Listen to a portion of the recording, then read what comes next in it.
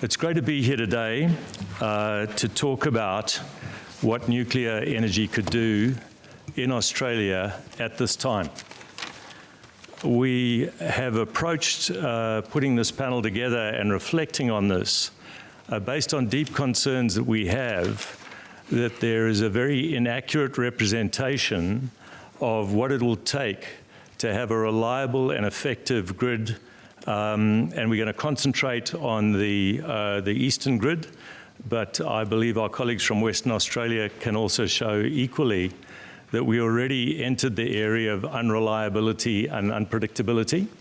That is starting to drive the costs up.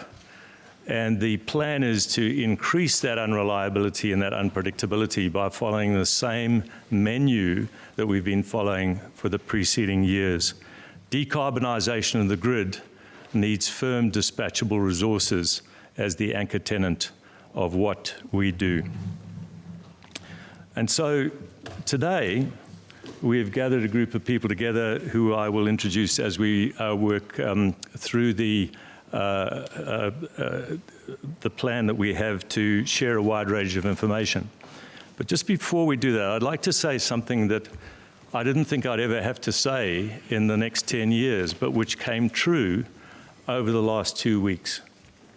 Over the last 2 weeks, California, who had shut a number of nuclear plants and had one left, the House of Representatives in California voted 157-3 to keep their one remaining nuclear plant open.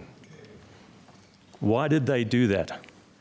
It is because the intermittent and unreliable sources of electricity on which they are relying has proven insubstantial in the current conditions that they have in their market economy.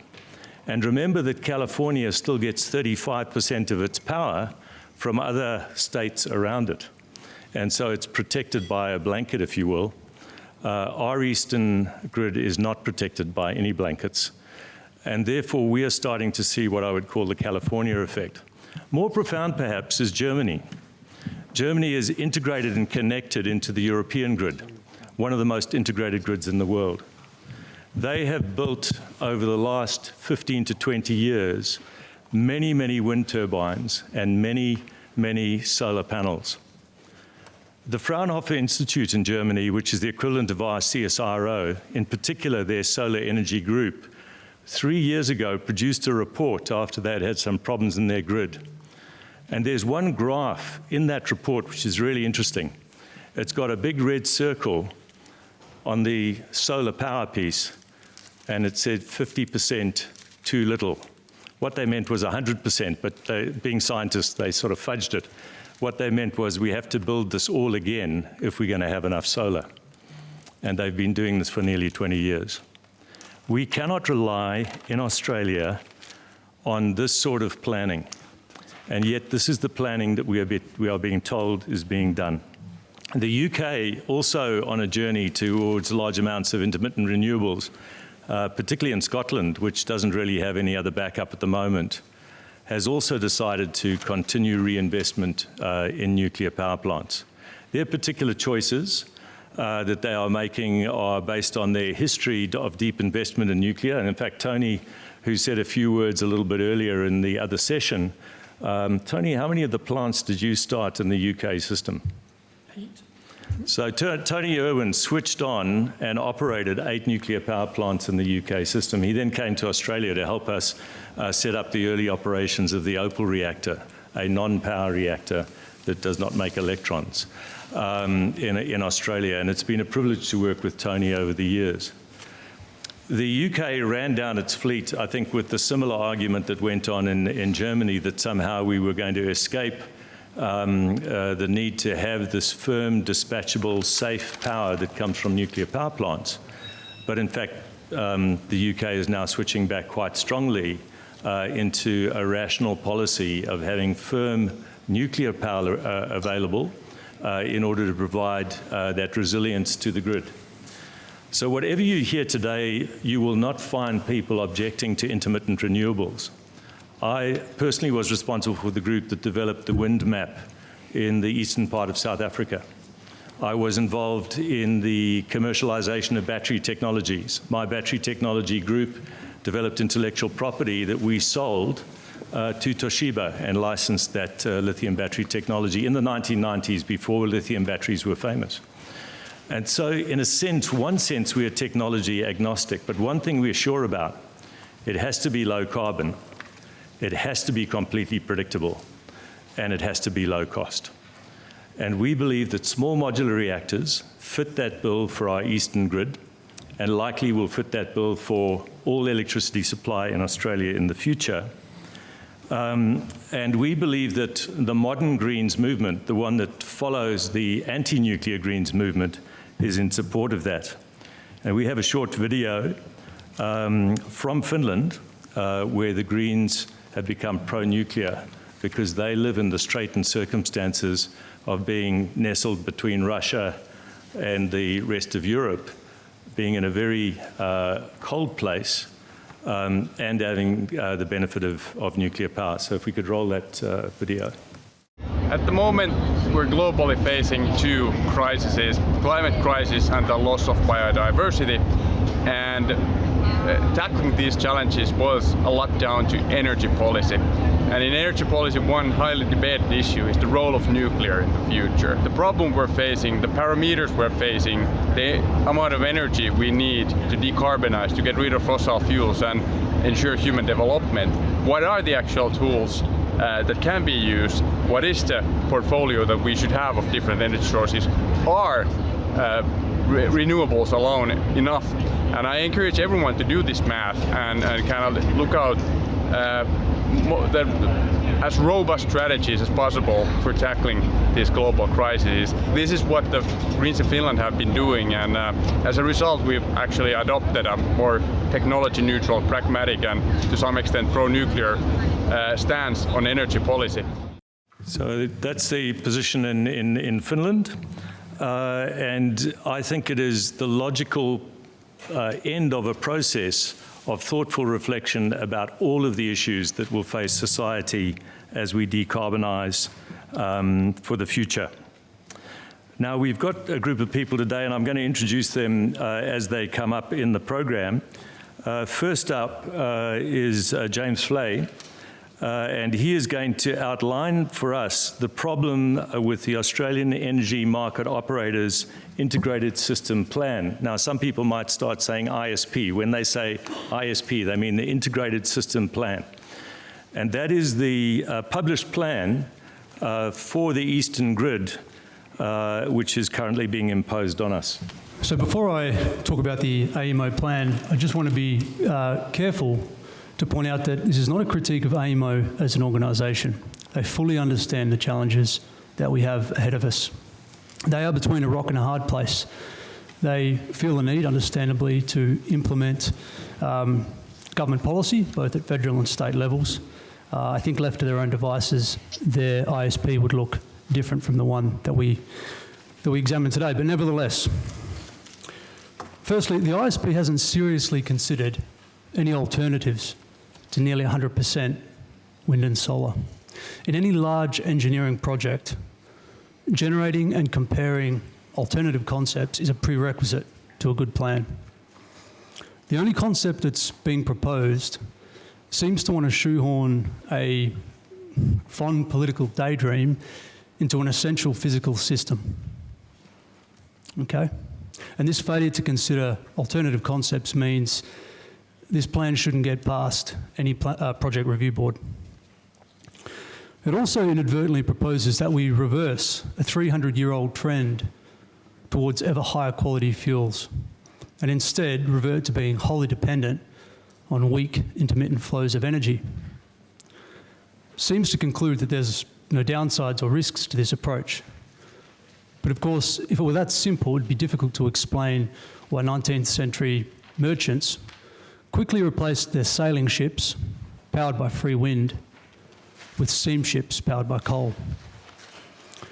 A lack of awareness or perhaps disinterest in recent overseas events is another feature of the plan, which honestly seems stuck in the recent past. No other G20 nation is still working towards an electricity grid nearly exclusively powered by intermittent flows of energy. The Japanese, the South Koreans, and other serious nations all understand that we will always need a large amount of base load and flexible power to work alongside a sensible amount of solar and wind. The ISP also ignores the accrued technical knowledge of generations of electrical engineers by accepting that a wholly speculative grid transformation is both inevitable and good.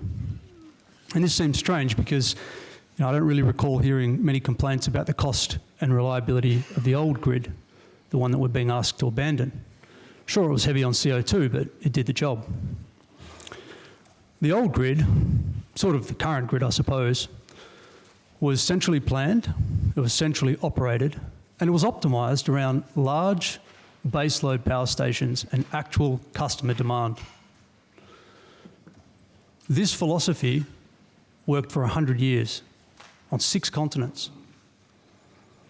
The distributed alternative philosophy of a grid, forced to accommodate, sort of take it as it comes, renewable electrons, hasn't yet worked anywhere at scale, and certainly not on an isolated grid like Australia's. And that's despite the best efforts of places like California and Germany, who have far more economic resources than we do. The plan doesn't consider that each technology has a unique set of attributes, okay, and shortcomings, which may make it uniquely suited to fill a particular role within the overall grid system. Instead, by focusing on a single, outdated and misunderstood cost metric, it essentially treats these different generating technologies as competitors in a winner-takes-all popularity contest. And unfortunately, this is why the Energy Minister can continue to insist that by adding more solar and more wind to our nation's grid will bring down energy prices. That's in the face of all real-world observations to the contrary. So using a systems approach to intelligently combine technologies in a way that's complementary is much more sensible than trying to pick winners. Finally, the plan is not purposeful. It doesn't really set out to build the grid of the future. It merely tries to anticipate a future that it apparently cannot influence. It's submissive and it meekly concedes control, or at least won't push back against self-interested investors and well-intentioned but ultimately ill-conceived government policy, both state and federal. And yet it admits of no role for intelligent engineering design and optimisation. Instead of building a grid that is simple to operate and minimises costs to the end user, we are getting ready to build a grid designed for investors, okay? To connect far-flung renewable projects and to maximise the transmission access they have. The operators of this future grid will be forced to accommodate or absorb every last renewable electron, regardless of the mismatch between their production and actual customer demand throughout the day. So, in short, it's unlikely this plan will work, and while it's probably hard to believe, our energy situation stands to get worse. Structurally expensive electricity, loss of energy-intensive industries, and more frequent blackouts by 2030 all seem very plausible. Coal to small modular nuclear reactors is the sensible transition that we need to start working towards. It makes the best use of the existing grid to provide always-on, zero-emissions, affordable power. Okay? So this, I contend, this nation needs an alternative ISP, independently produced, that's balanced on technologies, and that considers a sensible role for SMRs. And I'll leave it at that. Thank you, James. Stephen Wilson is one of our top people on the complex integration between the origin of electrons on one side of the grid and how much comes out of your pocket at the other. He is one of the most rounded and globally, I think, respected people in terms of understanding the grid. Often because we see him talk about nuclear power plants, we don't realize that he's got a background in the economics of how electricity works, as well as the politics. I think he's got a pretty good idea about that as well. It's been an honor to sit at his feet and have many discussions about where our grid is going. And I'm going to ask Stephen to answer the question today: what happens when there are too many and too few electrons going into the grid at any time? Okay, thank you very much, Adi. What happens when there's too many electrons or too few electrons on the grid? The short answer to that question is you'll have over frequency or under frequency. But this is a very good point, and the question is actually reinforcing, I think, some of the points that James just addressed. We're talking about a system. This is really important. And that system has to be balanced almost exactly in real time to the second, the sub-second level, which means that you can't really put too many electrons or too few electrons on the grid, as Adi's phrased the question. You need to keep the generation in balance with the load. You need to keep the supply in balance with the demand. It's not like bottles of milk in the supermarket. It's real-time balancing. And that's why we call it an AC synchronous grid. On that synchronous grid, where the frequency is the same from Port Douglas through Brisbane and Sydney and Canberra and Melbourne to Adelaide and up to Olympic Dam, 5,000 kilometres long. The frequency has to be matched and balanced all the time. And if you walk into the control room at AEMO and you look up on the screen, it'll show 50.0 if it's perfectly balanced. It'll show 49.9 if there's a bit much load or a little bit too little generation. 50.1 if there's too much generation and not quite enough load. So this is not some nerdy technical issue. This is crucial to the balancing, to the operation of the system. And if you can't maintain that frequency stability, you're at risk of collapsing the whole system and blacking out the whole system with something that's called an under-frequency load shedding event. You can also have over-frequency events. So that's the technical answer to Adi's question. There's another answer to Adi's question, which I was pleasantly surprised to see in the newspaper yesterday. The Reserve Bank of Australia Governor Philip Lowe has issued a blunt warning saying that the renewable energy transition would probably spark higher and more volatile energy prices in the years ahead. It was actually the first paragraph in the article in the Fin Review from a speech I think he made at the CEDA conference. Now, the only thing I would disagree with, I would probably not use the word probably. I think that there's a much higher level of certainty that that's exactly what we're facing. The reason I was pleasantly surprised is I've been trying to give this message for 3, 4, 5, 6 years, privately and publicly at conferences, and so to hear that the message is now getting through to people like Philip Lowe is quite encouraging. Now, there were some other things in that article I think we need to pay attention to, and this is to Adi's point. The problem, in my view, is not just the transition. People will say, oh yeah, it's a transition problem. Transitions are hard, of course they're hard. I think the problem is the destination. We're being told, we're being sold that you can have a system configuration. There's no evidence whatsoever that it's actually going to work. If we can make it work, the evidence is it's going to be extremely expensive, or reliability and power quality, frequency all over the place, voltage all over the place, is going to be compromised, or a combination of both. So the reason that this is what we're looking at, and this is not something that might happen in 10 years, this is something we can see the symptoms of already. So we're violating long-established principles of systems architecture and planning, engineering design, and principles that are very technical and specific to power systems. And we're being told that we should be striving for this 100% renewable energy, with storage. 100%. This is totalitarian. Now, a lot of people are afraid to say this. You've got a mortgage, school fees to pay. People are afraid to speak. There's a lot of people who know this but are afraid to say so. And you know, as an Australian, from my perspective, doesn't matter, any Australian person from any political party, whether they work for the market operator, AEMO, or ARENA, or the ALP, or down at the local Aldi, they should have no fear of losing their job or being sidelined for saying, I believe in well-balanced diversity of power generation. I am open to the inclusion of nuclear power in the future. And all Aussies have an equity stake in a strong, reliable, affordable grid. And at the moment, it's very hard to say those things. So this is unbalanced, literally and metaphorically. You know, balancing, I've said, it's the essential thing.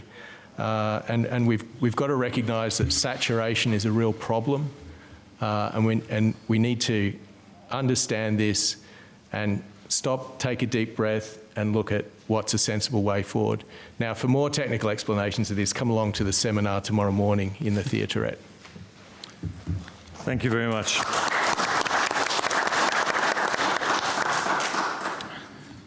Robert Barr has made a deep and ongoing and intensive study on the predictability of electrons on our grid. And he has looked very, very deeply in that context at the AEMO plan. And so I think the question, building on what Stephen has just been said, based on that high resolution modelling, based on his experience and his deep reflection on these things, the model for the actual grid and the one that you've been modelling, how do they join up, and what would be your reflections on the nature of that grid related to the very careful and thoughtful modelling that you've done? I'm going to be very brief. I'm going to talk about the Integrated System Plan, the ISP, that comes from AEMO.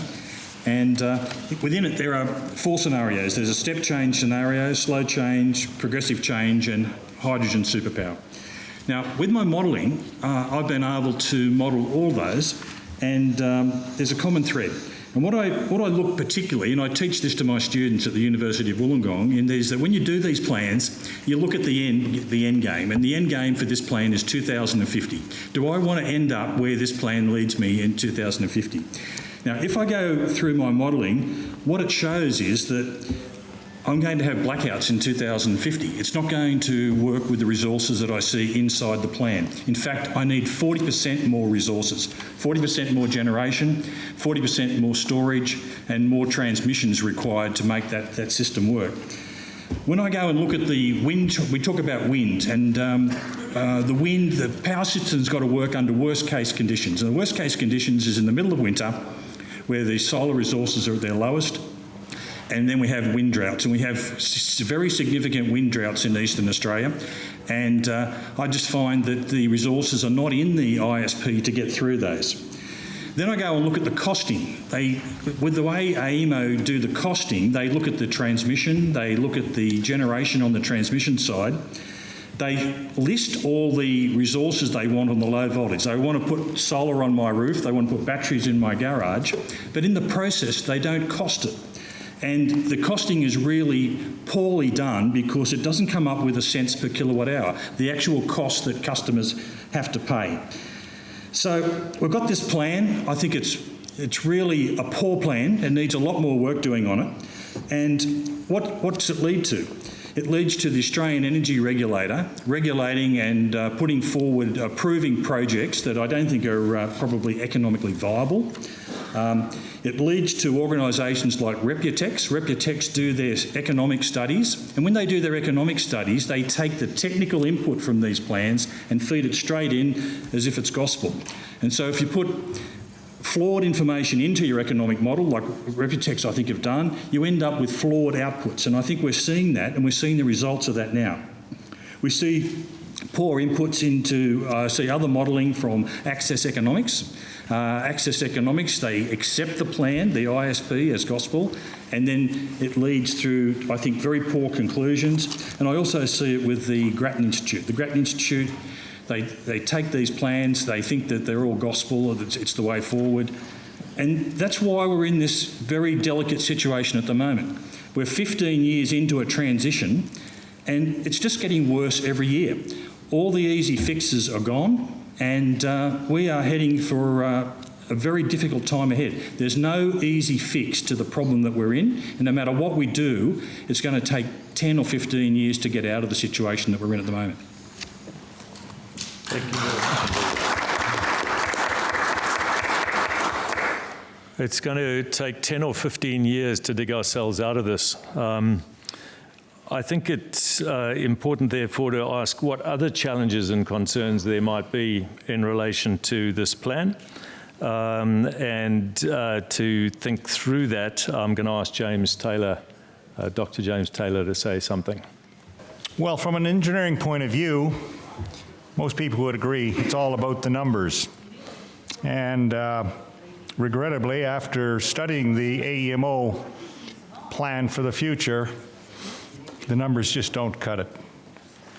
Now, the reason boils down to a major factor, and that is there's an attempt to put so many renewables into the market, which are highly variable, intermittent, as everyone knows, and there's insufficient baseload power generation. There's completely insufficient storage as well. So that the grid is unstable and it's insufficient power many times to cover the maximum loads. AEMO talks about having a dispatchable reserve margin in the grid. That means that the total of all generation must exceed the maximum load by a certain percent. It's always been 20%. The new plan for the future, that 20% goes down to minus 50% by 2030 to 2050. That's not going to produce a reliable output for anybody. And what is shocking to me as a systems engineer is there's very little systems engineering evident in AEMO's plan. There's many other reasons why renewable energy is incompatible with grid-scale electricity production. The cost of backup, the cost of energy storage is extremely high. The cost of renewable energy generation is high.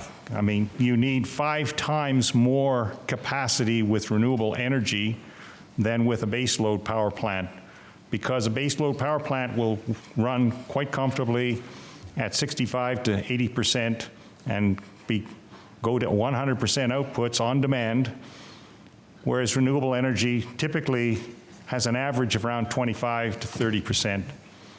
And it's completely at the whim of the weather and the day-night cycle. So it is very difficult to imagine the economics working out. And yet, during the daytime when solar, which is 2/3 of all renewable, is plentiful, there's too much. As Stephen was saying, there's too many electrons going into the system, and you have to spill the energy. This is what AEMO calls it. You spill the energy, that means the generator isn't producing any income. And just as it's happening right now with renewable energy, forcing the baseload power plants to run at a very low utilization, the whole grid will run at a very low utilization when you have so much capacity in the daytime and not enough to get through a single night. So I think there needs to be a major rethink. This is where nuclear energy has a major role to play. Thank you.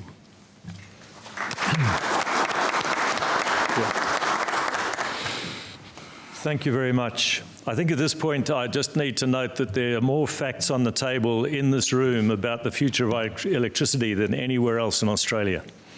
I think it's important to realise that the experts that have been assembled here have qualifications in engineering and the application of engineering to the systems that we are talking about. And that therefore it's important to recognise that as we build on their knowledge for the future, we will be seeking more reliability and a better grid. Now, Dr. David Hayden-Collins is with us, and he's going to pick up a couple of issues, and I'm going to let him run through those at the pace that he chooses. The first one is to do with the cost of the new grid. but not just the cost in dollars, because he will also reflect on the environmental cost of construction, production, and end-of-life disposal in relation to that grid.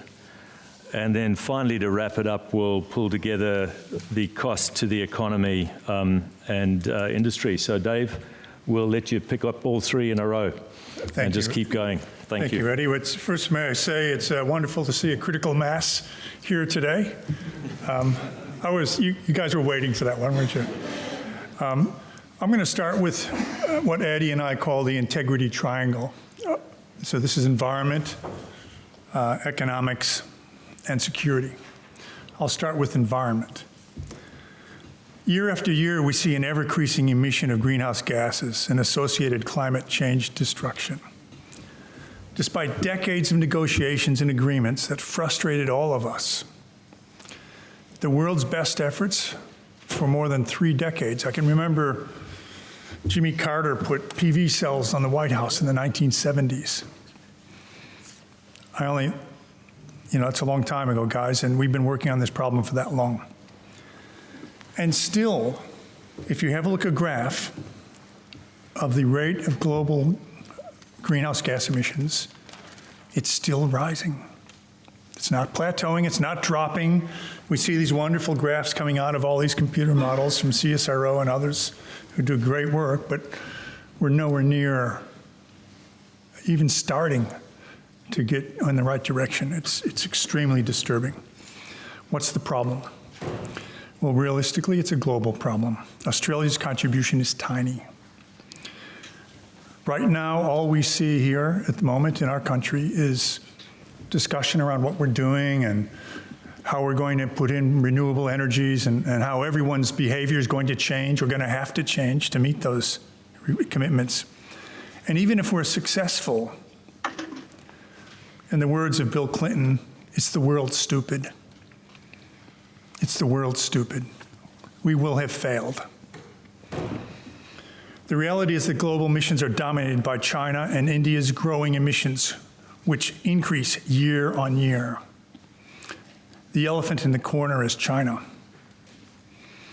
The rest of the world committed to NZ, net zero 2050, not China. To ensure that Australia and the world are not held hostage, we must persuade China to meet in net zero 2050 and lockstep year on year in their progression. Otherwise, we will be held hostage internationally. The only proven viable alternative to renewable energy is nuclear. Land area and the associated environmental impacts of PV, solar, wind farms are over 1,000 times greater than a nuclear power station's footprint. Solar panels, turbine blades, and batteries will need to be replaced about every 20 years. We can't even recycle them. There is no viable method at the moment for recycling these things. They get just thrown into the tip, into landfill. The approvals processes for the thousands of kilometers of new transmission lines have to be approved. We have trouble even getting one approved. There's one at Daylesford at the moment that's been contentious for some years now. And clearly nobody wants a transmission line on their property. Neither would your voters in your electorate. Every line is bitterly contested. Can you imagine, those of you who have a property, someone says from government, here, I'm here to help. We're going to put a transmission line on your property and you're going to have to suffer for the rest of Australia. It's not a very good argument. It doesn't win their vote, that's for sure. Check out the article in yesterday's Guardian. That's worth looking at. It talks about the Daylesford problem. The alternative, underground power, is wickedly expensive. There's no way that Australia can afford that. No one can. And the only response from some government officials is, hey, let's compromise our environmental standards. Really? So we have to destroy the environment to save the planet? How ironic. I'll move on to economic. AEMO ISP has been talked about quite a bit. Let me put some numbers against this. The explicit nominal costs of the ISP, according to AEMO, are only $383 billion up until 2050. Community capital costs, i.e. the solar cells that we each put on our rooftops, that's not accounted for. But AEMO are using those generation in their calculations. So effectively, we have to include those if we're looking at an Australian cost. How much are they? Well, unfortunately, AEMO don't tell us, but we've calculated they're about $240 billion. Hence, the total capital cost is not $383 billion. It's more like $623 billion. And then, of course, the lifespan of PV panels, wind turbines, and so on, means that you're gonna have to replace them about every 20 years. So what does that mean? Well, that means that if you said, say, 50% of them the cost has to be replaced, your all-up cost is $1.3 trillion. This is 5 times greater than the AEMO statement of $383 billion. They have to be held to account for that. Explain, how can you justify this difference? And no doubt that will increase next year. The other problem is that the costs that they've allowed for haven't included high cost of FIFO labor, because you're going to have to put these PV cells remotely. Fly in, fly out is much more expensive than if you put a facility near Melbourne or other large center. Well, energy generation, electricity generation, is only about a quarter of the total greenhouse gas emissions. This is something that, unfortunately, the ISP hasn't really addressed adequately. Transport fuel, industrial emissions can be addressed with abundant low-cost energy such as nuclear. Agriculture is much tougher. And I think there's a profound change in innovation, structural change that will, I think, last well beyond 2050. And I think there's an argument for agriculture to be studied separately and more intensively. Fortunately, a consortium of University of Melbourne, University of Queensland, and Princeton, engineers and academics are partway through a privately funded project called Net Zero Australia 2050. I'm sure you've heard of that. There was a industrial and technical update last night. They showed maps with solar panel farms larger than the size of Tasmania. Yeah, right. Hydro dams, wind farms, et cetera. Massive, basically an entire restructuring of the Australian society. The estimated capital cost to achieve and maintain this scale of change are between 100 billion, these are not my numbers, these are theirs, and 150 billion every year, year in, year out, for the foreseeable future. If you add up those costs just for the 60-year period that I used before, that's a total of $7.5 trillion. So the real costs of the AEMO's ISP, or an equivalent program that would actually address Australia's greenhouse gas emissions by 2050, is more like $7.5 trillion. That'll be interesting to find out whether or not people at home are prepared to pay a lot more for their power. And the other problem, of course, how will industry deal with this? They won't come. The ones that are here will go away. Other Western countries at a more advanced stage of implementation are finding renewable plants to be much more expensive and much more difficult than expected. Just look to Germany and the tribulations and trials they're going through at the moment. Increased electricity prices, about double that of France, where they have nuclear. Massive uncertainty of supply. Obviously, that's multiplied at the moment because of the situation in Russia, which I'll talk about in a moment when I come to security. The uncertainty of supply of renewables is basically untenable as a viable country. We cannot afford to take a chance, given the existential consequences of climate change. What's the alternative? Well, let's examine that. High-volume manufacturing is not Australia's strength. We can never compete with low-cost labor and global economies of scale that we see other countries close by. It is a fool's errand to suggest that we could set up and manufacture PV and solar and wind here in Australia competitively. However, Australia, it's not all gloom. Australia is terrific at efficient mining, mineral processing, and building large, complex engineering structures that leverage our highly skilled and well-paid workforce. Just look around. The largest mining and mineral processing companies in the world are led by Australian engineers. The major buildings and infrastructure projects across Australia right now are led by highly experienced Australian-owned engineering and construction companies. These are precisely the skills that we need to deploy nuclear energy. Costs are often used as an excuse. This is why we're not considering nuclear, because it's not cost effective, they say. How is it that over 30 countries around the world rely on nuclear energy?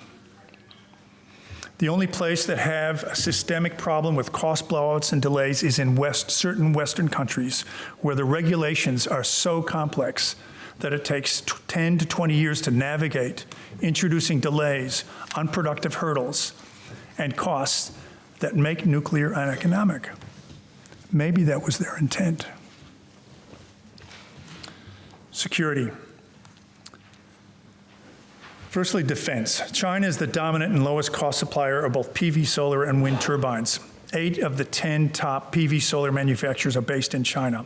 10 of the top 15 wind turbine companies are based in China. By committing to ourselves to a renewable energy-based net zero plan, we are impoverishing Australia and empowering an autocratic and aggressive China. Look no further than Russia and Ukraine to see the influence that autocrats derive from dependent states. As we sit today, several of Australia's largest companies have already been bullied into long-term costly contracts and energy technology sharing agreements with China. This is the elephant in the corner. The taxi driver on the way here today had the answer. He's from Vietnam. He says the only way to withstand this threat is to be strong and gain respect. Even with 100 million people, he said Vietnam is too weak.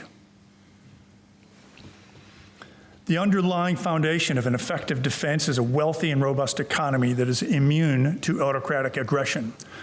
If I could please implore you, read Jim Molin's book to understand the risk that we face if we fail to do so. This is urgent. There's another aspect of security that's very timely at the moment, the security of global resources. It is impossible, and this has been known for some time by environmental engineers, to meet the world's needs for net zero using renewables. The world cannot do it. It is a fool's errand. We've known this for a long time. However, this has been reinforced by an excellent study by an Australian engineer working in Finland's CSIRO. And he found that on many, many different minerals, it's impossible for the world to meet our net zero objective using renewables. It's impossible. There just isn't enough known minerals, even allowing for the rate of new discoveries.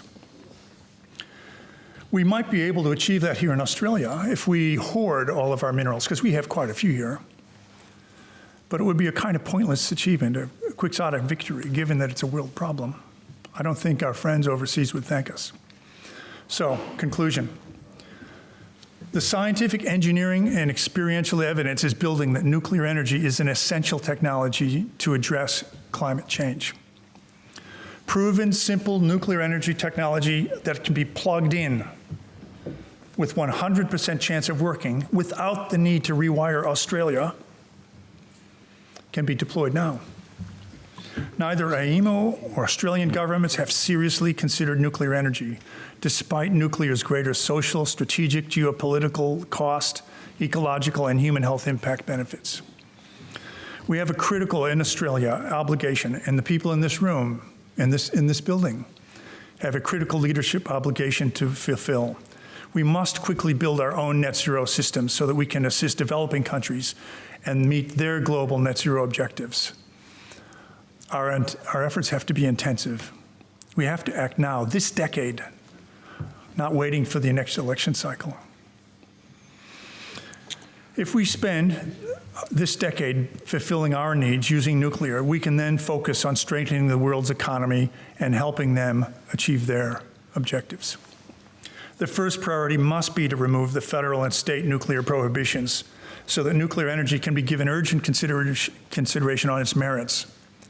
by AEMO, Defense, Foreign Affairs, Industry, Mining, States, and other arms of government. And most importantly, we must inform and accurately inform us, the Australian people. Renewables or nuclear is the question. In the words of Winston Churchill, when the facts change, I change my mind. What do you do? Thank you very much. Thank you very much, Dave. One of Australia's most important exports is knowledge. And we are incredibly privileged today to have Helen Cook with us.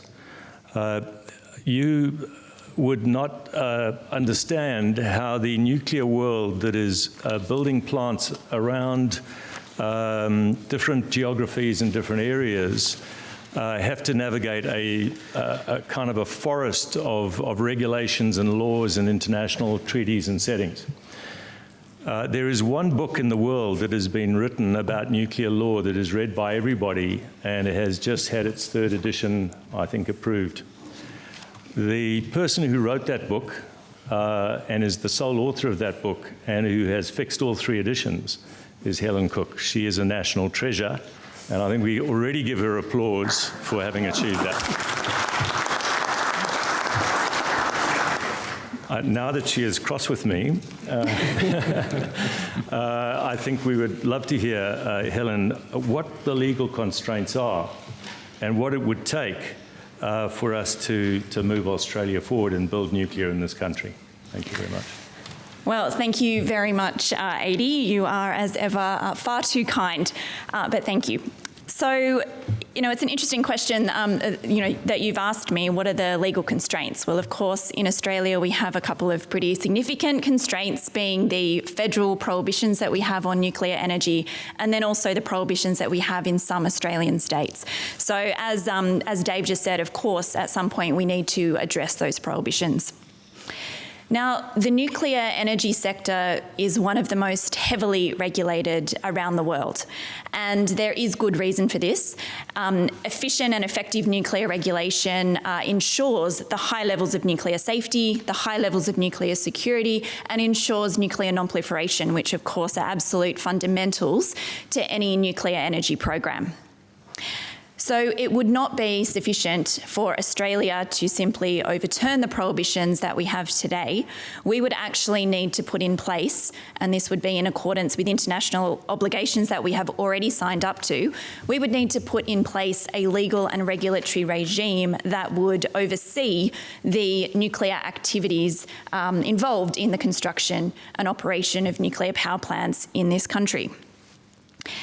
But maybe even more importantly, it's not just a matter of putting those laws and regulations in place, it's ensuring that they do 2 things, that they strike an appropriate balance between responsible nuclear regulation, ensuring safety, security and non-proliferation, but also enabling and facilitating nuclear power projects, nuclear construction projects, importantly as well on time and on budget.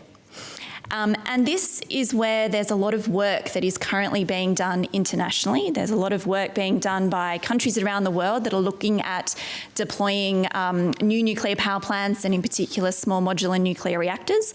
And there's a lot of work being done by the IAEA, the International Atomic Energy Agency, in this space, trying to think about how we can put in place more efficient and more effective nuclear regulatory frameworks that actually facilitate nuclear power projects, as well as maintaining that high level of nuclear regulation that promotes safety, security and safeguards.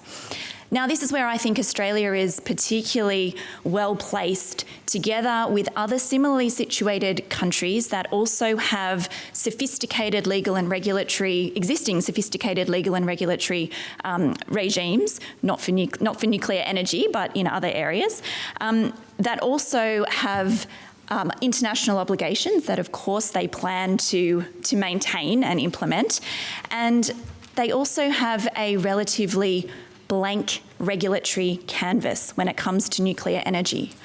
So this is an opportunity for these countries to think about how to overcome some of the challenges and the complexities that have developed over decades of regulation of large nuclear power plants. And Dave, mentioned that there are some regulatory regimes in the world that are arguably overly complex, overly difficult, overly time-consuming, overly costly.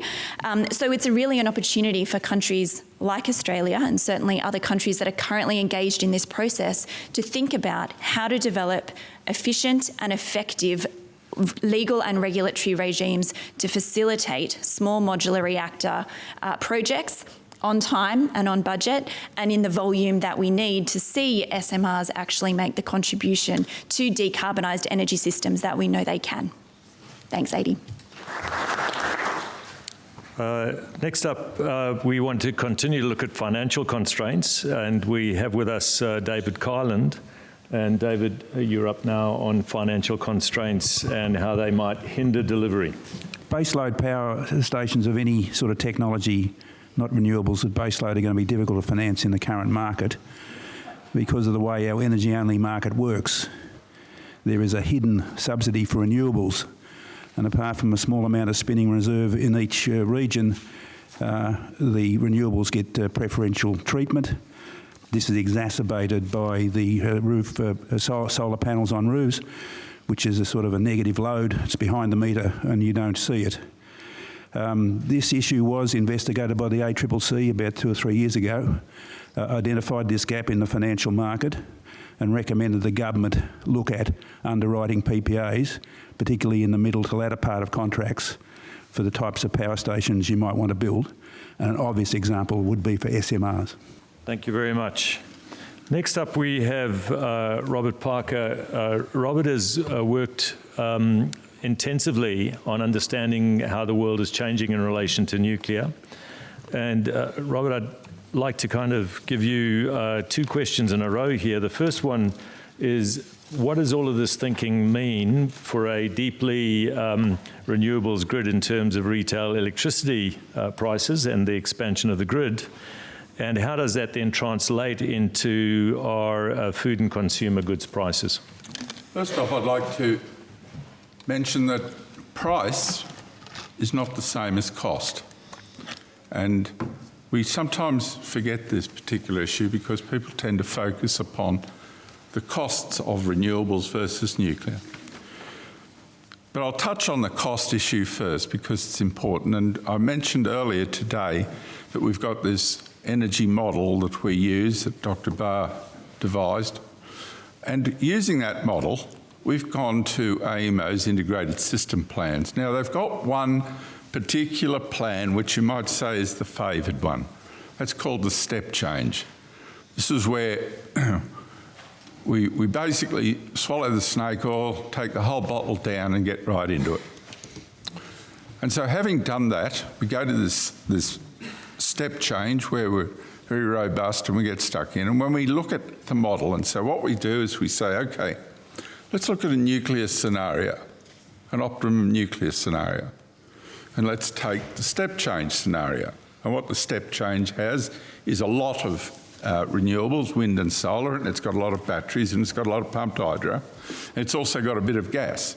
And we see that out around 2050, it's still got 10% gas, and we've still got emissions up around 100 grams of carbon dioxide per kilowatt hour. And if we go to our nuclear scenario, we find, well, hey presto, it's got emissions down around 20 grams. But the important thing when we compare these 2 scenarios is that the cost of the renewable scenario is about 2.2 times that of the nuclear scenario.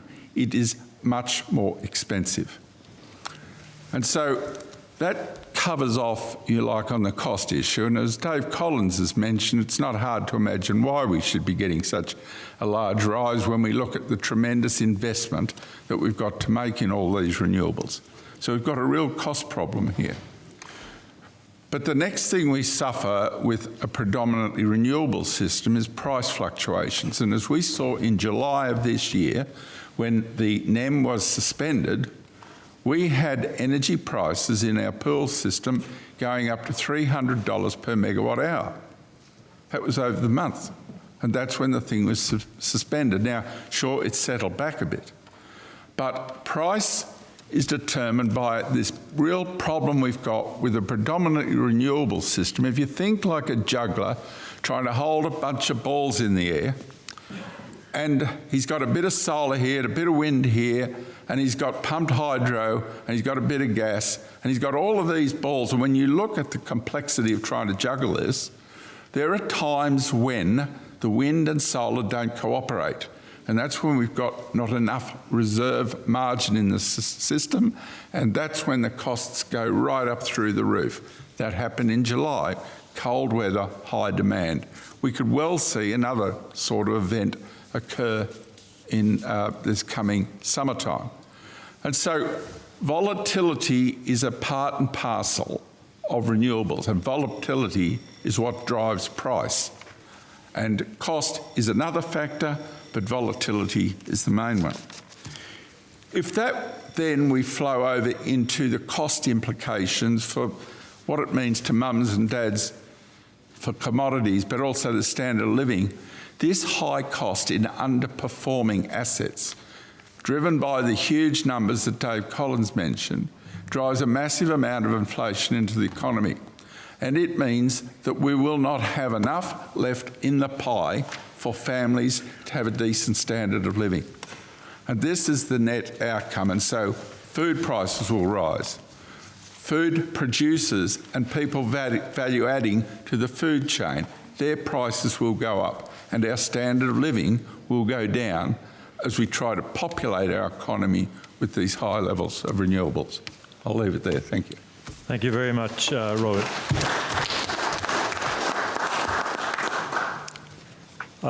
Next up is Professor Peter Tyree.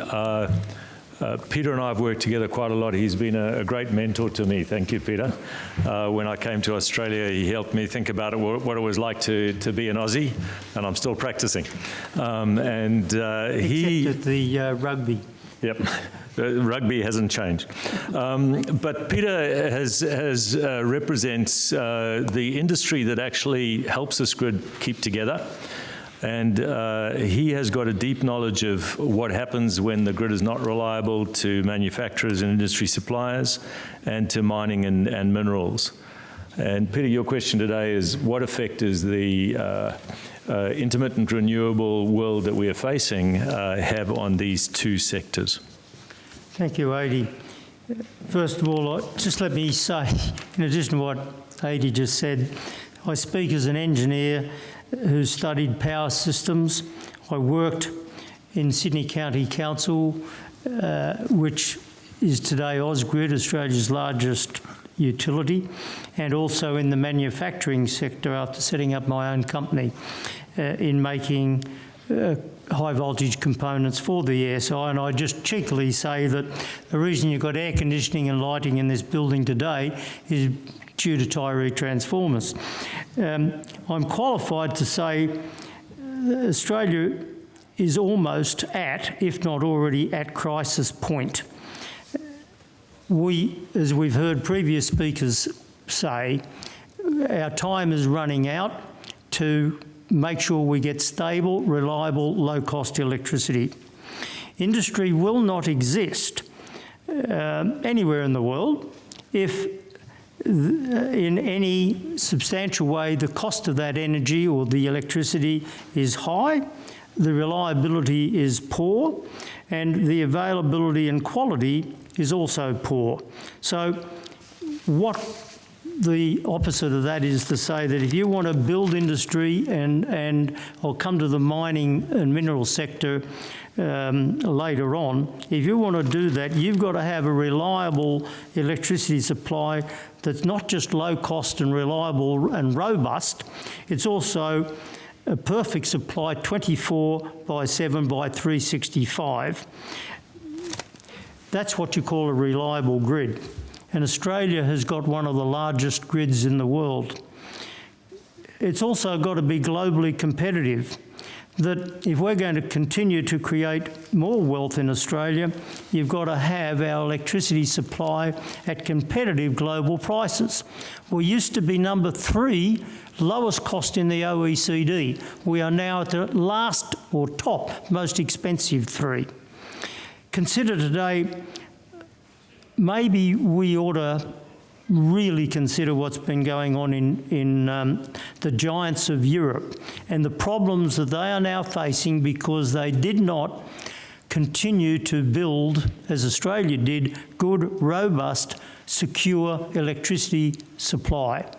And what Germany has done under Angela Merkel, who I used to love because she was a chemical engineer, Germany's now in a lot of trouble with its industry, and if it's not careful, it's going to lose that position. Think about not driving a Mercedes but more Toyotas, but that's another story. We have to build our industry, and it's got to have low-cost energy. We can only do this if we have the electricity I described. There is no reliability, with no reliable electricity, there's no industry. We can only do this if we have a change in attitude. This is an urgent problem we got to get on with. It is important to note mining and mineral sectors are big users of electricity and energy. Australia's economy is and has been perhaps the best or biggest contributor to wealth generation for quite a few years now, not just in its taxes, but its employment of people and the export of knowledge, the export of goods and so on. If we don't fix our power problem and we want to see these industries thrive and survive and contribute as they have done, don't have crook power. Lastly, I'm just going to say that SMRs are the solution that perhaps we should start preparing for them, whether the regulations or the laws that currently prohibit them are still in place. Perhaps the airline industry is a great example. For anyone, and I think the CSIRO has been a proponent of this, we can't study what is really happening with SMR or nuclear of any guise because it's not legal. We can't do that. Well, in actual fact, the law, as I understand it right now, will allow us to study the implementation of nuclear power, or I'm not advocating anything other than SMRs, I might say. Have a think about the airline industry. When the 747 Jumbo was only on the drawing board at Boeing, globally the governments and air industry people started building new runways that were thicker and longer, new terminals that could handle more people. The same thing happened with the Airbus A380. Billions and billions of dollars were committed when these things were on the drawing board and untried. I therefore suggest that the CSIRO's approach, unless changed, is a folly. I think Stephen Wilson said something earlier about preparing. I fully endorse what Stephen said. Thank you. Thank you very much.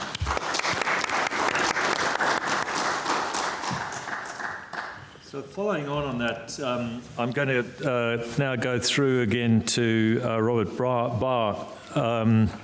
And Robert, if you can talk to us about what happens in the AEMO plan if the electrons disappear out of the grid. So this is... Well, we've already had some cases of this sort of thing happening. When the power system's working well and the market's working well, we get good prices, and we had this 5, 6, 7 years ago, 10 years ago. Then we've had some interesting things happen when things run out. When the renewables in South Australia become very dominant, we saw the business model of the Northern Power Station disappear, and all of a sudden the Northern Power Station had to shut down. And what happened through South Australia and it fed through into Victoria, prices go up. So when things become unstable, prices go up. What happened when Hazelwood closed in Victoria? It didn't just affect prices in Victoria, it spread through to New South Wales and South Australia and to a lesser extent Tasmania. So what happens when when Liddell and Eraring close. They're on the chopping block next, where their business model is being destroyed by the renewables. They can destroy the business model, but then when the coal-fired plants go, they can't replace them. So what we end up happening is prices will go high, the market will become unstable. AEMO then intervene like they did earlier in the year and have to set like a $300 per megawatt price, and they just have to control the market. And it'll even get to the point of our domestic solar and PV, where they have control. They will need to control the whole system just to keep it going. Cost becomes irrelevant and stability can be lost. I think we're in for a very difficult future unless things change and change quickly. Thank you very much, Robert. What I'm going to do now is take a segue. We have online Warren Mundine, who is up in the Northern Territory. And he has a deep and long experience of the impact of decisions that we take quickly on Indigenous relations and communities, both on and off the grid. And so, Warren, we welcome you. We can see you on the screen. And thank you for talking to us about the impact on Indigenous communities, and also perhaps reflect at the same time on how that impact happens beyond the grid as well at the moment, where people are not connected. Yeah, thanks for that introduction. I have to say up front, I wasn't going to be talking about this. I was talking about something else, but it's Jennifer Price first, and she had to pull out. So I've just grabbed this in the last 5 minutes. There's going to be some really massive impacts on Indigenous relationships and communities because of some of the policies and what's going to be happening with AEMO. First of all, it's been mentioned earlier that if you're going to have solar energy and wind farms and that, you're going to have massive parts of Northern Australia that are going to be taken up by these wind farms and by these solar energy farms. And you're talking about the Sunrise project in the Northern Territory at the moment, and that's a massive project that's taking up a full large cattle station up there. And there is a lot of arguments and discussion about that project. In fact, I'm just up in the Northern Territory now, as you can tell from my relaxing outfit, that it is causing problems. They didn't realise, the Indigenous community up here didn't realise how much of land was going to be covered by these solar panels.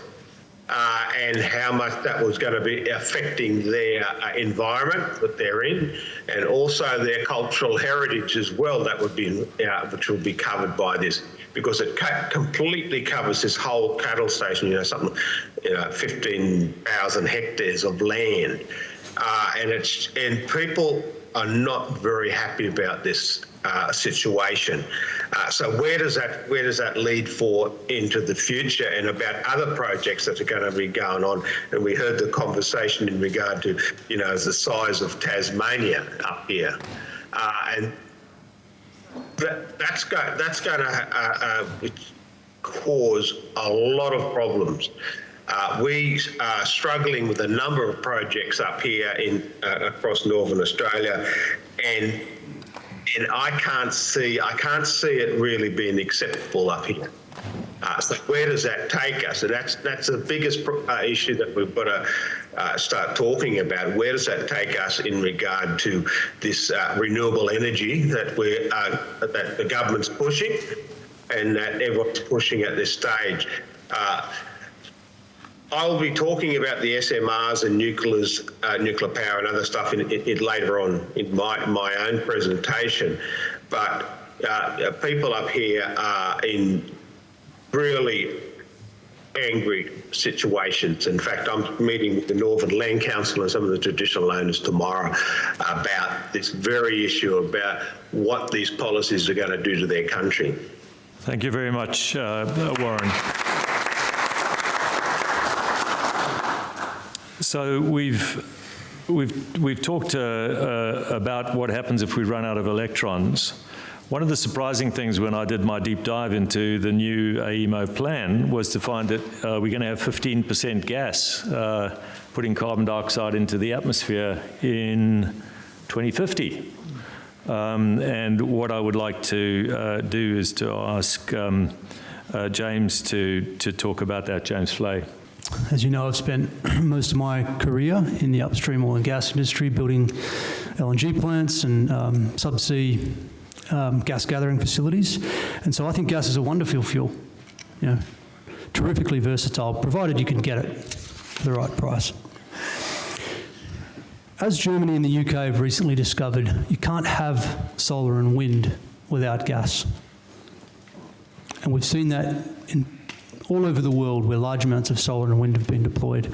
They rely on the unique flexibility of gas as a fuel and in the machinery that burns gas. Okay, we've seen it in California as well. So why gas? Why not just use storage and then eliminate gas altogether? There's a few reasons. Firstly, the amount of storage that you need is actually unknowable. We did a deep dive trying to find the best studies from reputable sort of international bodies, MIT, Princeton, you know, IEA and others, to find out what's a good way of determining the amount of batteries you need to get to 100% solar and wind. And no one has a method, okay? So I will contend that the amount of batteries you need is actually unknowable. So that's the first problem. That's why you need gas as a backup. The second is batteries are cripplingly expensive. Wonderfully versatile, that's true, but they're very expensive. For example, at least 60% of the cost of a battery comes from the cost of the underlying raw materials that go into it. Those raw material prices are not going down. In case anyone's been looking, they are going up. So it's difficult to imagine battery prices reducing by 60% by 2030. One other thing I'll mention is I said earlier that no other G20 nation is seriously still pursuing a grid powered nearly exclusively by intermittent flows.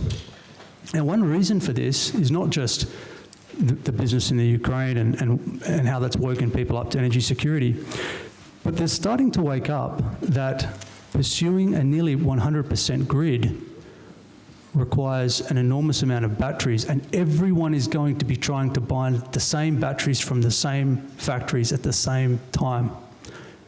They don't want to get into an international bidding war for scarce batteries, and so they've decided that they need a balanced mix, which includes some batteries, also includes some solar and wind. And increasingly we're seeing it means a lot of nuclear. But what a waste of a precious resource I've just had, you know, as a gas person. It's the least valuable way to use those precious molecules, okay? Turning them into electricity is its least valuable use. There's lots of things we can do with gas. I mean, we can give it to manufacturers who use it as an ingredient to make every type of chemical, valuable industrial chemical that you can think of. It's in cosmetics. It's in the base ingredients for nearly all our antibiotics. It's obviously fertilizers is a big one. And, you know, you look at what Qatar has done with their huge gas reserves. They don't actually have that much crude oil, but they have managed to become energy self-sufficient by building a gas-to-liquid plant with Shell, and so they make their own liquid fuels from gas. So 15%? I don't think so. I think it's going to be far higher than that. And our emissions, of course, won't get where we want them to be if we're burning that much gas. I'll leave it at that. Thank you very much. The Australian energy market operator, I think, is, as we are reflecting on it, is somewhat challenged. Just to bring that part of our discussion together, I'm going to ask Stephen Wilson to bring it together by asking him the question, what will go wrong with the AEMO plan?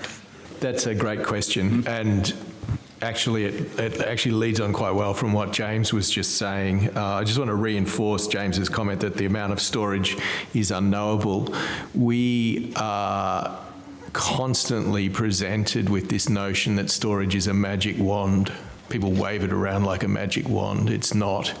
I gave a seminar to a room full of economists a few months ago, and I said, okay, raise your hand if you've ever built a storage model. And I was the only person holding up my hand. I built the bankable model for the Hungarian underground gas storage after the first Russia-Ukraine gas interruption. When you build a storage model, an economic model, a technical and economic model like James is alluding to, you very quickly realise how complicated it is. So a lot of things can go wrong, Adi, with a plan that's heavily relying on storage. The AEMO integrated system plan, it's actually a presentation of a set of what they call scenarios. I'm going to say they're not actually scenarios. There's various reasons they don't qualify for the scenario label. They're just all different versions and tweaks of basically the same thing. There's no structural difference between them. They're not truly examining genuine alternatives.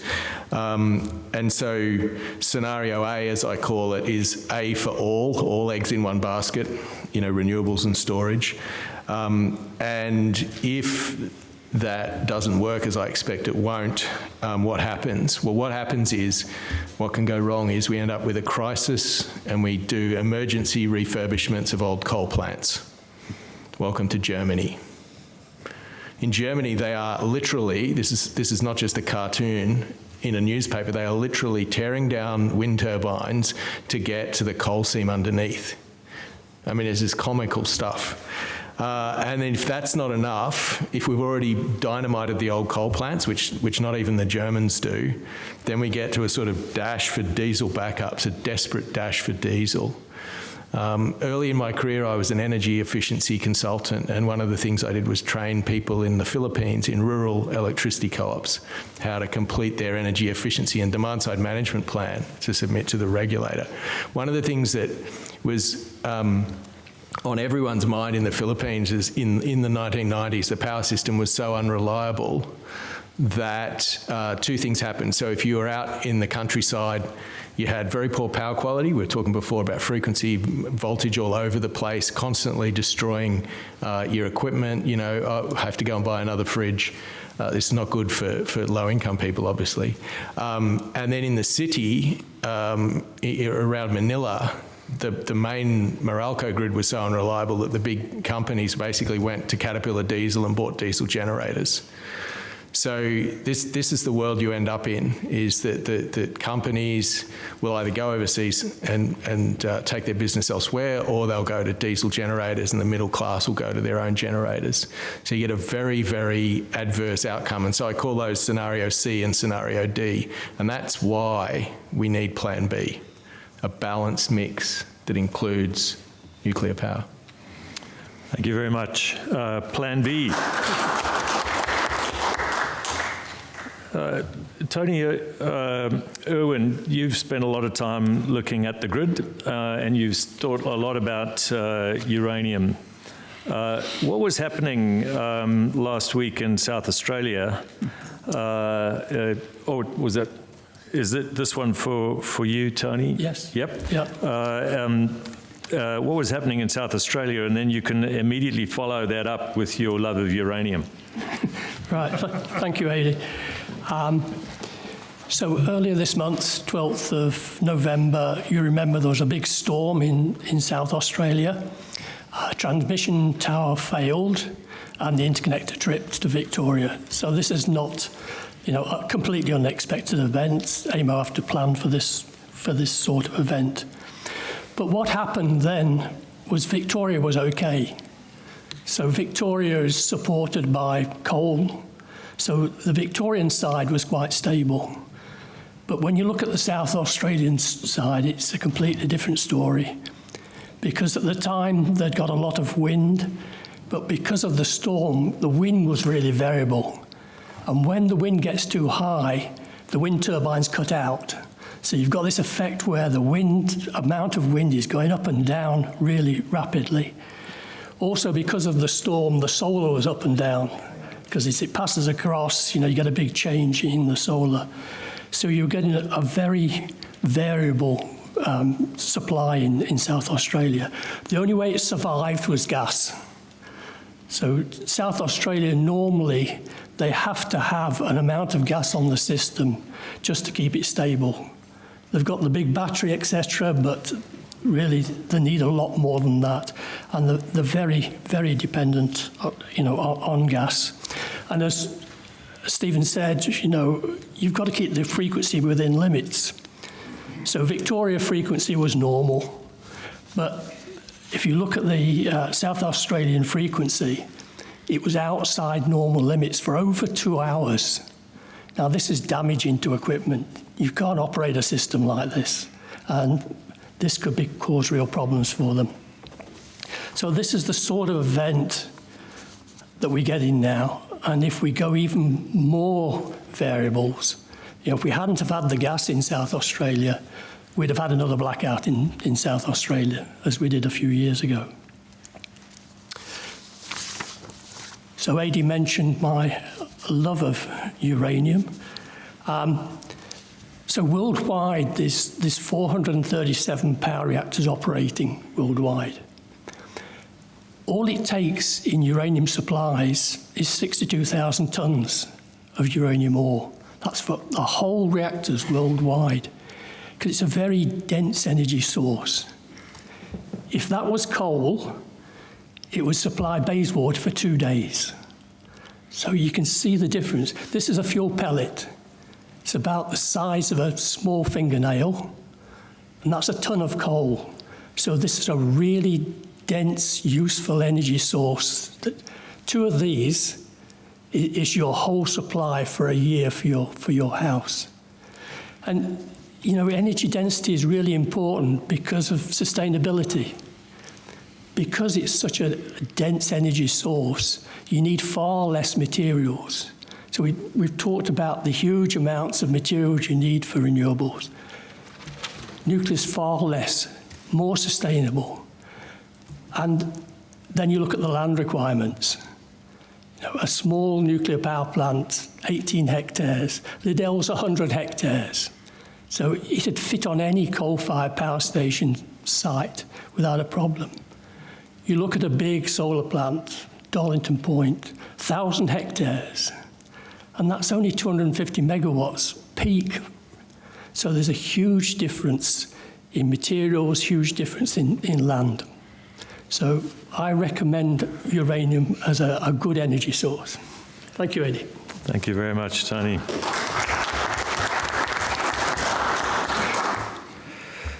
So we're now going to begin to talk about an alternative plan. The plan that AEMO has presented does not pass the science test. It doesn't pass the engineering test, and as we're finding out, it doesn't pass the consumer test. And therefore, this plan needs to be challenged. And I think we need to understand just how dangerous it is to take a plan that is already failing and amplify its sources of failure in order to try to make it work. But we want to move now into the alternative plan. Stephen Wilson has said some words about the expense of nuclear. And when you talk about building the plants, it does sound expensive. Could you explain why the cost of building a nuclear plant and those published figures that seem to be so high is a wrong idea when you're thinking about nuclear in a grid in a country like Australia? Yeah, thanks, Adi. I want everyone to imagine that they're the responsible minister and that the young advisor comes in and says, we need to decarbonise our power system. The minister says, yeah, that's right. And our choices are wind and solar and nuclear power because they have no emissions. And the minister says, okay, and how much does the wind and solar cost? And the advisor says, well, we've got these estimates from the engineers that the levelised cost, the average cost of wind and solar is about $50 a megawatt hour. The minister says, what does that mean? That's 5 cents a kilowatt hour, minister. Oh, okay. And what about the nuclear? Well, the first plant, you know, we've got this report from the University of Queensland that says the first plant's probably going to cost, you probably need to pay $100 a megawatt hour, 10 cents a kilowatt hour. How do we make the system as cheap as possible? And the natural instinct of most people is, well, we just build lots and lots and lots of that 50 megawatt hour stuff, that 5 cents a kilowatt hour wind and solar. We just make the whole system wind and solar, and it'll be as cheap as possible. And unfortunately, that's actually not the reality. And that's why I call this the power cost paradox. And the fundamental reason it's wrong is because those resources can't match to the demand. And as we said earlier, you've got to match the demand exactly every second of every day. And it turns out that if you increase the wind and solar towards, as you get closer and closer to 100%, all the other things you've got to do to keep supply and demand in balance become more and more and more and more expensive.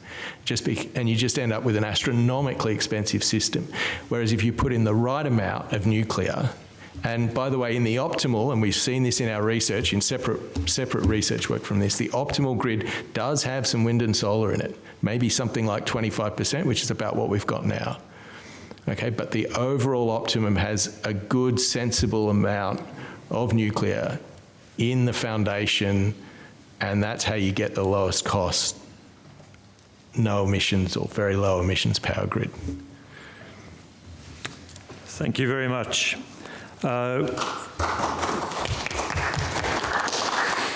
Right, so it seems that we're navigating towards an alternative plan. So Robert Parker is going to talk about a genuine alternative plan. This is a plan for Australia to adopt small modular reactors for our future. Thank you, Adi.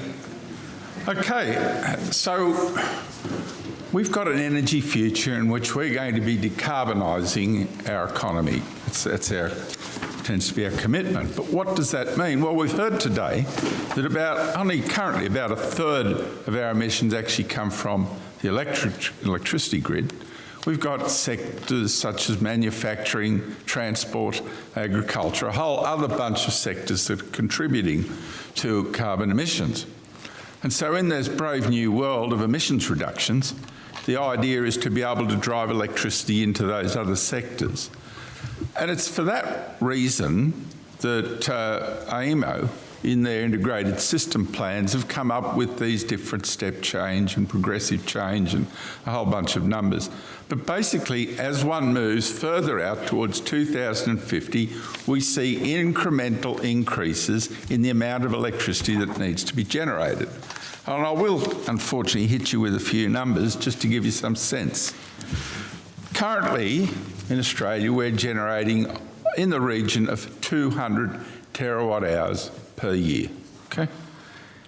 But we're told that in 2050, with the advent of things like electric vehicles and industrial and electrifying a lot of these processes, like, for example, in the cement plant that I live near in Berrima, when we drive electricity into these things, we're going to have to increase the amount of electricity, and we're going to get up to about 516 terawatt hours. Get that. That's a 235% increase. I mean, this is a massive increase, if plausible, and the best we can try to do is try to model these sorts of increases. So we put that into our energy model, and we looked at what sort of energy mix we would have out in 2050 to try to meet that. And what we find that when we do, and I endorse Stephen's comments, we came up in our energy model with around about 24% renewables. Of course, of that, about 5% was hydro, and the rest, in our case, was solar. We didn't have any wind because wind's a problem, it's a home for gas. So if you want to get your emissions right down, you don't give gas a home in this future scenario. But we have, in all our modelling, we end up with around about 75, 76% nuclear. What does that mean in terms of the grid? How big would this be? Well, 24 gigawatts currently, or about 2030, we'd need about 24 gigawatts. Out around 2050, under that kind of AEMO step change demand, we'd need 47 gigawatts. Okay, that's a number. Let's think about Liddell, or these big coal plants. We're talking about 2 in each case of those. So we're talking about a significant increase in the amount of nuclear power that one would require in this scenario. Notwithstanding that, when we look at the cost that mums and dads would pay out of the wall, we see that in the renewables scenario, they're going to pay 51 cents a kilowatt hour.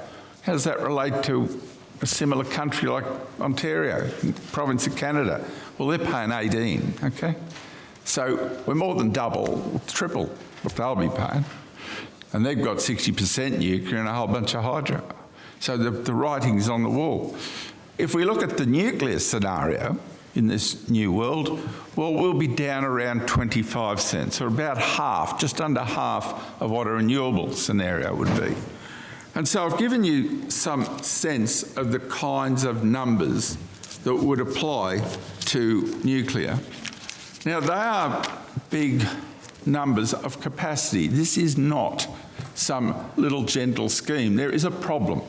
If you try to put 1 or 2 gigawatts into the NEM, you just try and put that in there, what's that going to do? Well, unfortunately, the renewables will get priority access. And so the capacity factor, or the ability of that nuclear plant to supply into the market, will be diminished and its cost will be high. So you have to drive these things up to the optimum energy mix, which is about 3/4 of our grid.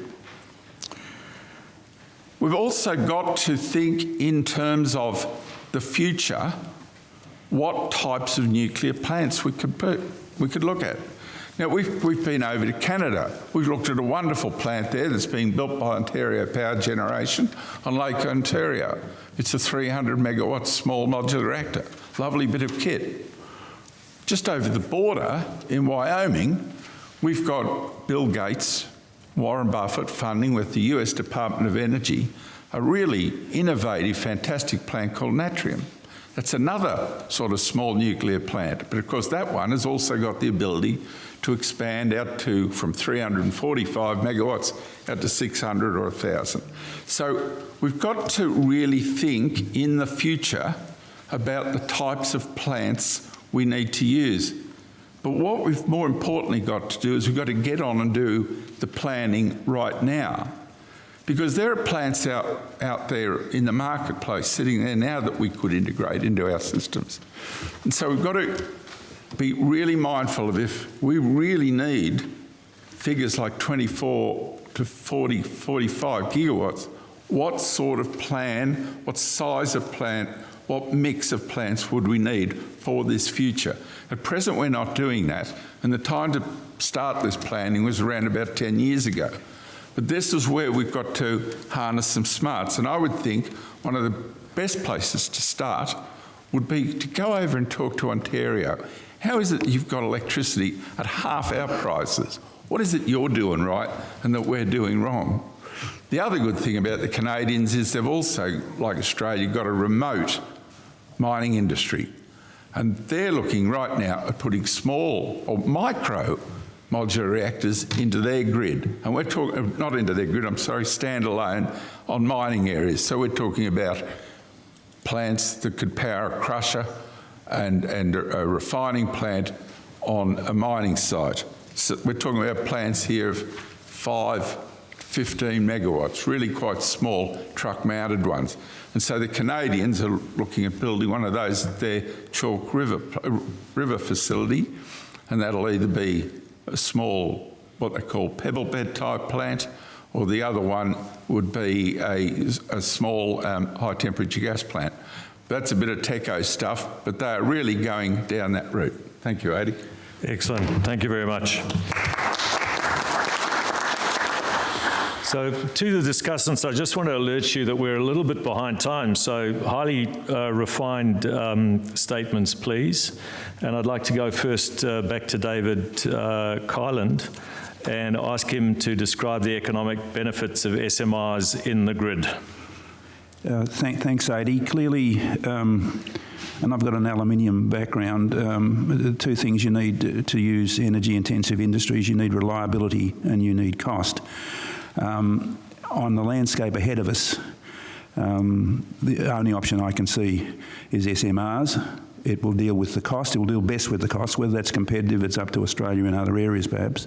But certainly will deal with reliability. You can't run very expensive and complex systems relying on energy and having blackouts at 4 o'clock in the afternoon. So the simple answer is that sort of energy. David's mentioned that we've lost so much industry. What's here will go unless we can find a source of reliable, low-cost power for them. Thank you very much. Peter Tyree, talk to us about the educational imperative and how we might address the need for that type of background and skills in Australia. You didn't say it, so I'll be quick. The mainstay of a good society is to have acceptable quality of life and health, quality of living, and you can't get that without having education, electricity, water and sewer. They're the facts. So if we're going to embark on a course of having SMRs, we must have education, the power and potential sewer.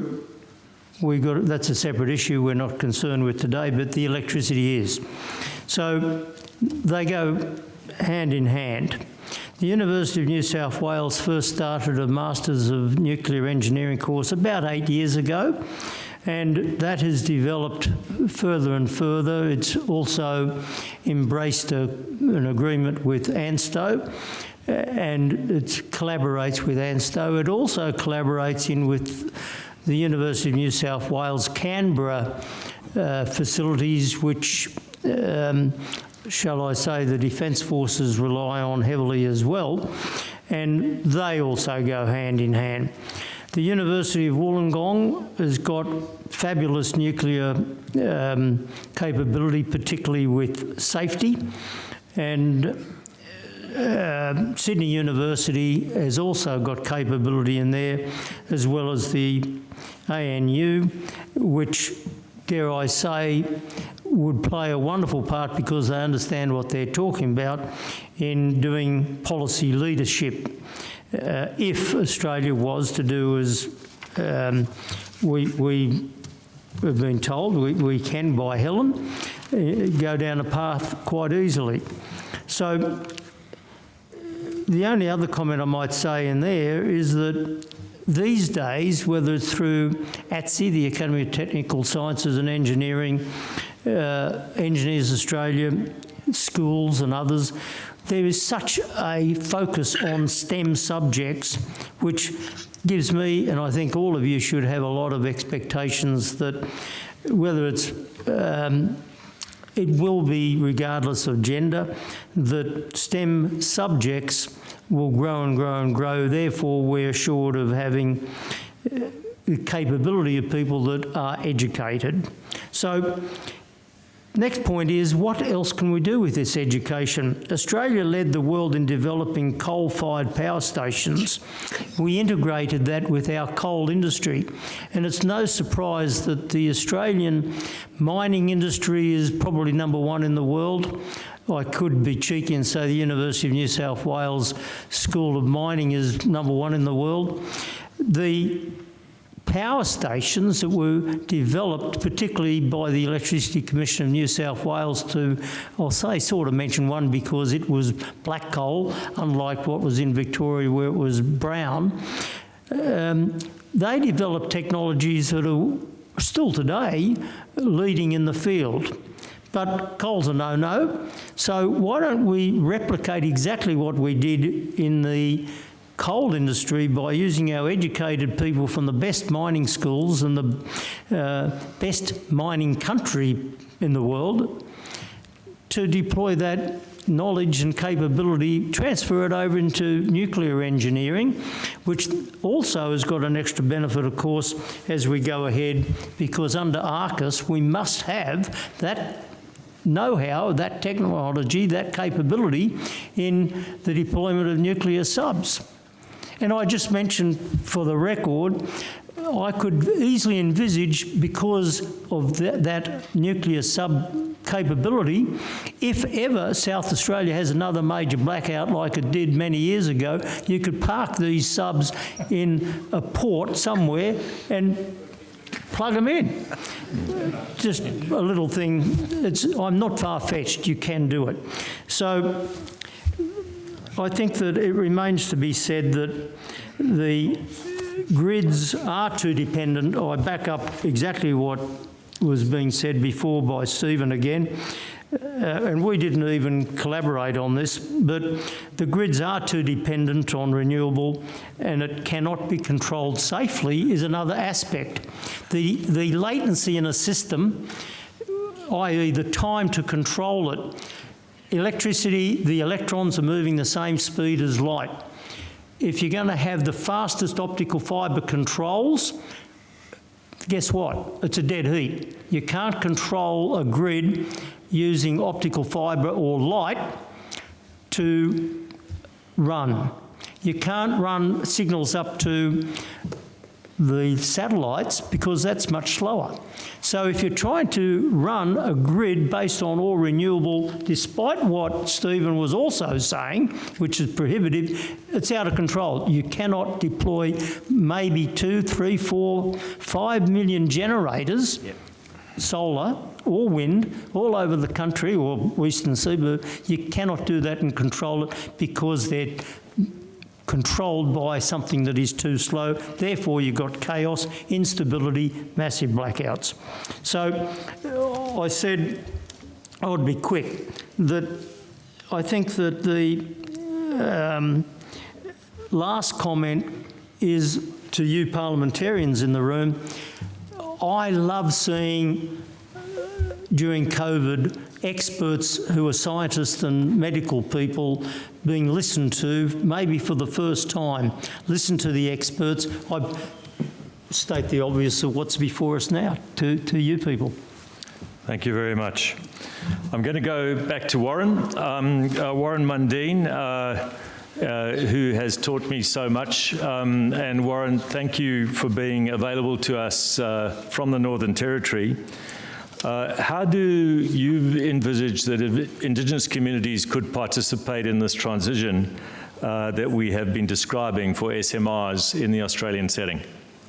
We have great opportunities in Australia to do some amazing, incredible stuff.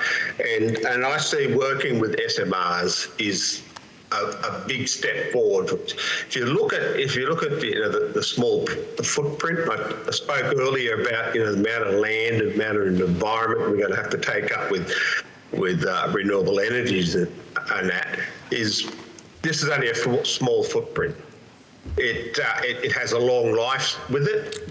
It also brings one of the most important things if you're ever going to have economic development there. It brings power. And it brings, and so if we look at Northern Australia and even Western New South Wales and other places, having this power source there and driving those economies forward, you would be able to build Australia in the north, which we've been talking about for about 200 years, into a huge economic outcome for not only for Indigenous people up here, but also for the Northern Territory. And one of my favourite things is getting the Northern Territory off us poor Southerners' tip in regard to taxes, and you could actually get some really good things going. You also, you get the power that they need, to start developing a large industry up here, and also getting jobs and business opportunities and growth for the groups of people up here. There's an enormous amount of opportunities. We've seen that in the mining industry, despite what people may say about the mining industry, that Aboriginals don't like it. Well, there's actually thousands of Aboriginals working in the mining industry, something like 6,000 to 7,000 Aboriginals, and then there's several thousand Indigenous businesses working out of those mining areas, which are worth several $100 million or more.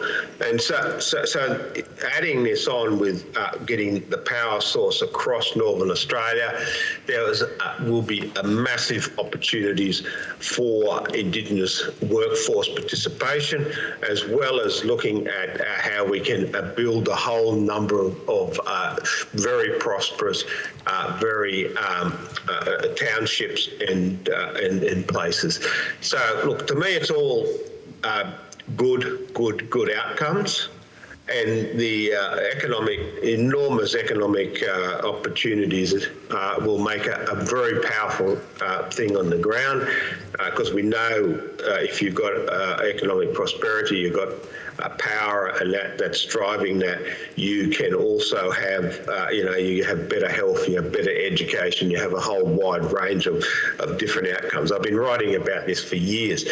One of the great things that we did to start that step when I was on the director of the Australian Uranium Association and was co-chair of the Indigenous Committee, was to actually reach out to the native title rep bodies and the native title service bodies, land councils, and we took them on tours. There's nothing better to do than actually show people the industry and how it operates. And of course you've got a lot of these anti-nuclear lawyers and that who work in these organisations, but we're taking them out, taking them on site, showing how things operate, what's the benefits that come out of it. We were able to change views within those communities and within those rep bodies and that about making things happen. Look, it's not rocket science. We can do these things. We can win people over and talk about it. This is why I'm glad this event has gone ahead. We need to, I gave a talk when I was in the director of the AUA, and we had our annual conference in Perth, and I said, put up your hands if you think the industry is bad, put up your hands if you think it's not safe, and et cetera, et cetera, et cetera. And no one put up their hand. So I said, outside this room, no one knows about it. We have to go out into the community. We have to talk about these things in the community. We have to run campaigns on it and have, small talk with like the Mineral Council of Australia and other people, have little commercials and that can be done. We can. One of the jobs I'm doing up here is working with the traditional owner groups who, especially in the Beetaloo, and don't believe that they don't support it. Up here, the traditional owners want the Beetaloo gas fields to go ahead because they see that the future. They see that within the next 20 years that their children and grandchildren are going to have a better life than they are, and they're able to look after their cultural heritage and look after their environment and make sure things are happening for them. So this is how I see the way forward. SMRs are going to be a fantastic addition to that, which will have these amazing outcomes of people. Thank you very much, Warren.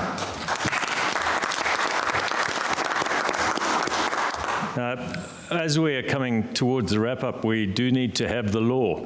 Helen, if you could help us get a sense of what the steps would be to move Australia from nuclear bans to nuclear capability in the future.